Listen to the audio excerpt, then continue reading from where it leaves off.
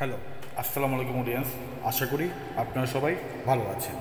Iran Israel যুদ্ধে Iran যেভাবে লড়েছে তারা বিশ্বকে দেখিয়ে দিয়েছে ইরান একটি প্রভাবশালী দেশ। তারা কখনো পিছুপা হয় না সত্যকে পরাস্ত করতে। তাদের ইমানি জোর এবং মনের সাহসিকতায় তারা আজকে লক্ষ্যে পৌঁছাতে সক্ষম হয়েছে। তারা যেভাবে আক্রমণ করেছেন নির্বাক বিশ্বকে দেখিয়ে দিয়েছেন ইরানের বীরত্ব।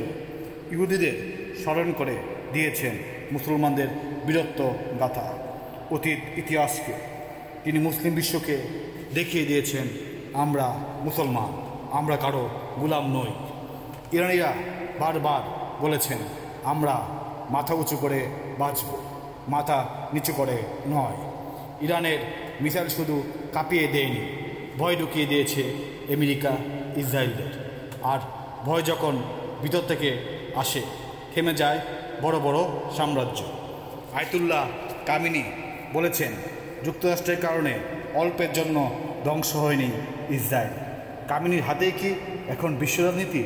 এই প্রশ্নই এখন অনেকের মুখে এসে পড়ে।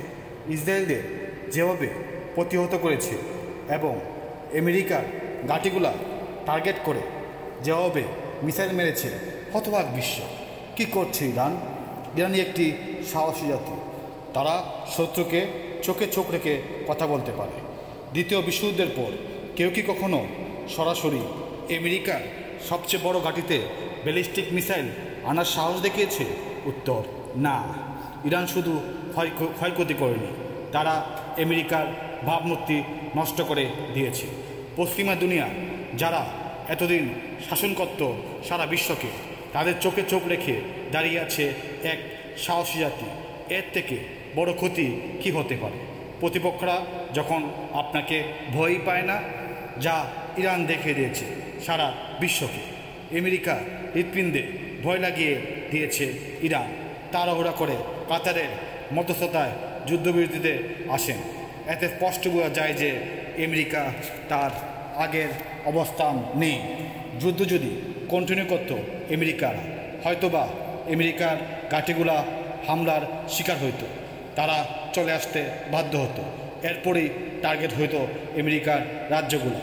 আপনারা যে শুধু ইরানকে দেখছেন তা শুধু নয়, তাদের সাথে ছায়ার মতো লেগেছিল চীন, রাশিয়া, তুরস্ক ও উত্তর কোরিয়ার মতো মৃত অনেক দেশ।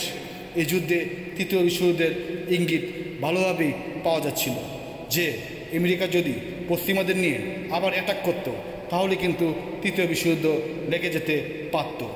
ইরানের সাথে মৃত দেশের সংখ্যা অনেক বেশি। এই যুদ্ধে পশ্চিমারা বা আমেরিকারা হারত, তখনই বিশ্ব নেতৃত্বে পরিবর্তন আসত।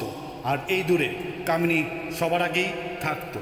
বিশ্ব নেতৃত্বে এখনও কামিনীর হাতে তা এখনও বলা যায় না, কিন্তু মুসলিম বিশ্বের নেতৃত্ব যে কামিনীর হাতে তা স্পষ্ট। আর পশ্চিমারা বা আমেরিকার ভয়ের আরেক নাম কামিনী, তাও স্পষ্ট।